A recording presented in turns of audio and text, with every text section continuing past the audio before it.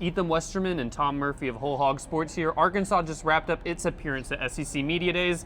Thought it was a pretty good showing for Ryan Silverfield. And for the three players that came, it was Quincy Rhodes, Sutton Smith, and Caden Kittler. I thought all of them did a pretty good job today. Yeah, veterans in the program for the three players you mentioned, and we talked to them some last night, but I thought today on the main stage, they did a good job, representing the program well, which is what you want, and what Ryan Silverfield obviously expected. He's known all of them for 6 years. So for Ryan, I thought he kept his opening remarks segmented into the introduction, the people he wanted to thank. He talked about the history of Arkansas football a little bit, the three players he brought. He talked about the direction of the program, what a good year one would look like for him. So he kind of kept it tight, left plenty of room for questions, and just succinct with his answers, a little bit of humor, but really just on top of his game. I just think he felt very natural in the element. Yeah, was there any particular answer that kind of stuck with you? You were like, you really nailed that one today. Well, this is what I'm writing about, which you can read on Whole Hog.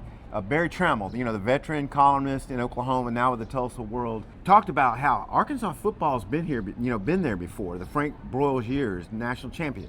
Darren McFadden years, they were up there, they competed. Why the last 15 years hasn't looked like that? And so he gave a long answer to that, but just basically, yes, Arkansas fans deserve more. They've come to expect more, but it hasn't been there.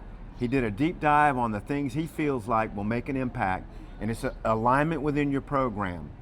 Is your fundraising on point and all that? If all these other sports at Arkansas can be successful, football should be able to be successful. He didn't touch exactly on here's what we're changing, but he's laid the groundwork. This is year one. I'm not expecting a huge season, but he says you should be able to see it in the product on the field, how hard we play and the passion that we play with, and that's what he wants to put on for the fans. It was no surprise coming into today. We knew it, that everybody would be talking about Lane Kiffin's here. Texas is coming later.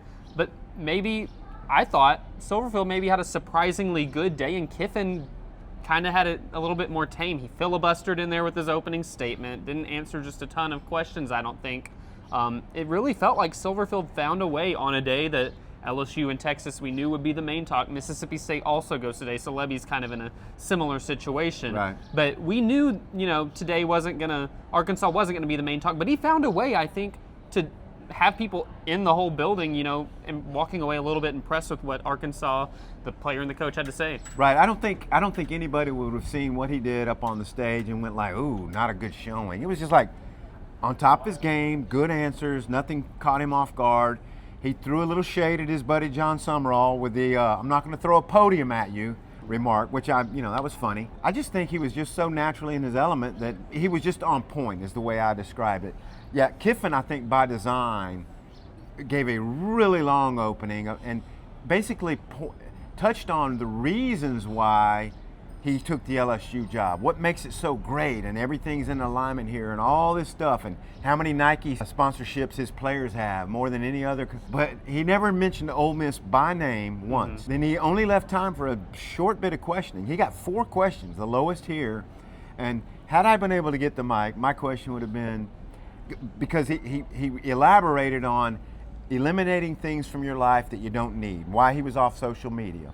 He never mentioned Ole Miss by name, so if I'd have gotten the mic, I'd have said, you didn't say Ole Miss by name. Is that one of the things you've eliminated from your life because you don't need? Yeah. So anyway, he just took a long time to get to the questions. Yeah. Well, Ryan Silverfield and Lane Kiffin went, and there's also the side electronic media room they have here, and those are always unique because there's not a chance for the coach to filibuster. It goes straight to questions, and Lane got asked quite a few more questions in there. People asking about, cutting alcohol out of his life was a big one.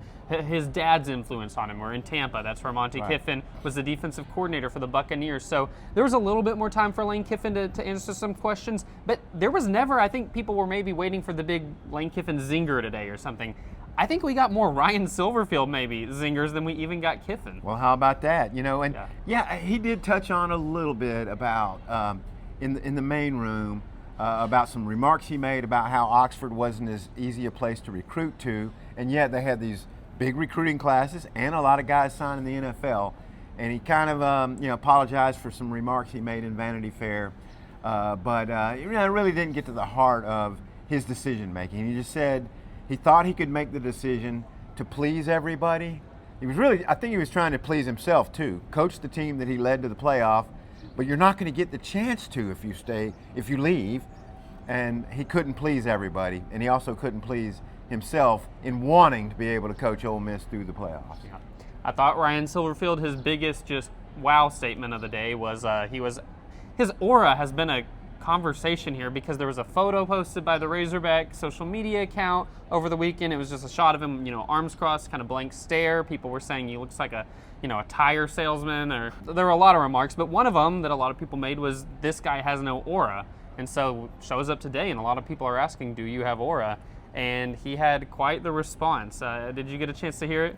Only briefly from you, but let's hear about it. He said he has a hot wife, and he knows the lyrics from Notorious B.I.G., and so he'd say he has a little bit of aura. But then he went on to mention, he says he thinks he has enough aura to win some football games, and that's all that matters. I think he did a good job today of making it clear at Arkansas that talk is whatever, it's winning football games that's going to matter. He kept it, like I say, succinct, and that was a good little zinger to say, my wife is hot, aura, whatever, you're the ones who are deciding who has an aura, but hey, I'm here to win football games, and I think I can get that done. Yeah, something that I think, we had Sam Pittman at these events for 6 years in a row, and it kind of, Sam's a good media personality, but whenever the winning isn't coinciding with it, some of the maybe good old boy type of talk that people do love, and he was always funny. Like, Sam Pittman was one of the more entertaining media day figures, right. But if the wins aren't there, it starts to lose its charm, gets a little bit just less, you're just regurgitating the same things. I thought it just was unique to have a different coach this time around and adjust to like what it looks like for an Arkansas football coach to be here, just with such a different personality. Yeah, great point. Sam was super folksy, and obviously the first few years, and they were really competitive, show spirit in 20, and in 21 they had a big year. So, everybody kind of bought in. The folksy guy gets it done.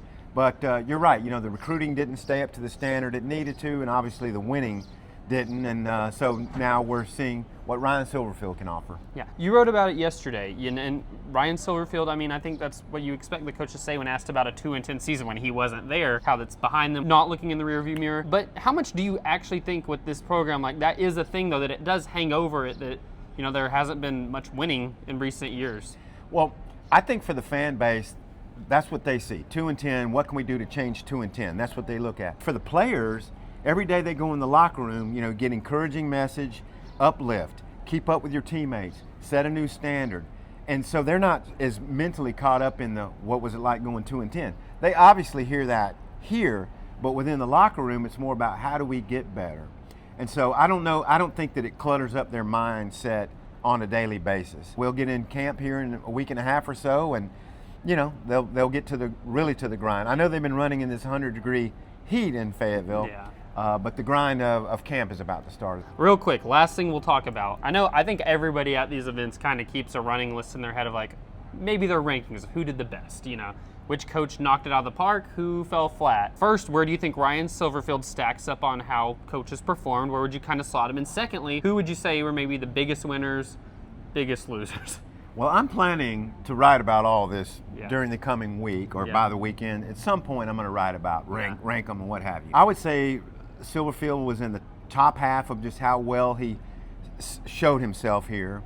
There were some highlights. I thought Pete Golding did a really nice job. He got a little bit fired up when asked about tampering, which we wrote about. John Sumrall, the new coach at Florida, was just really on top of it. I thought of the three American coaches who came, Sumrall and Silverfield stood out pretty well. Alex Golish got across some points, but he got a little bit long-winded and reiterated points a little bit more than you like. How that translates to wins on the field in the fall has no bearing. But people do draw conclusions. We make knee-jerk reactions. Who showed well? Who performed well? Other guys are just so totally at ease. Kirby Smart, very command performance. I thought Eli Drinkowitz did fine as well. Shane Beamer always does really well with the media. And Kalen DeBoer, just a little bit more workmanlike and keeping it to the nuts and bolts. We're saying this before we've seen what Lebby has to say, Jeff Lebby or Steve Sarkisian. Yeah. But Sark is so comfortable with the media, he'll do well also. This event, how coaches do, doesn't lead to results on the football field, but it does leave a lasting impression with people who watch it on TV, with reporters here. And I thought Sumrall was a huge winner. I just think that he walked away from this, in my head, kind of the clear winner of the whole event. It helps that you're in the state of Florida, had a little bit of the home crowd advantage, even without, the setting and having a lot of Florida people here. I just thought he conducted himself really well. He did really well. I've talked to some reporters since then, guys that he covered him when he was at Troy, guys who covered him in South Louisiana, and all just like, he gets it. He knows how to work with the media. Just a quick-witted guy, and yeah, very impressive. Well, hope you'll check out all of our SEC Media Days coverage at WholeHogSports.com.